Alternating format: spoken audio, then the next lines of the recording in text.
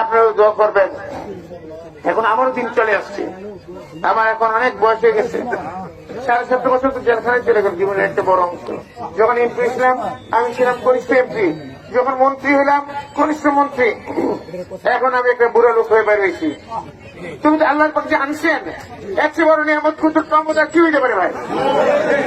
সেই জন্য আমি বলি আমার জন্য এখন লক্ষ্য প্রথম হচ্ছে আখিরাত, এরপর লক্ষ্যটা কি বলতে পারেন আপনি কেউ?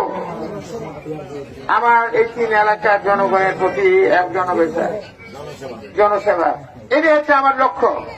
তারপরে লক্ষ্য হচ্ছে আমার পরিবার পরিজন, আমার যে ভালোবাসা আপনারা দিচ্ছেন, সুতরাং আখিরাতের পরে লক্ষ্য আপনারা। 3 নম্বরে আমার পরিবার পরিজন, 4 নম্বর আরো অনেক এজেন্ডা থাকতেই পারে। তা আমাকে, আমি জানি না আমার হায়াত পথ রিজিক দৌলত সব কার হাতে? আল্লাহর হাতে। আমার জীবন মৃত্যু কে করেন?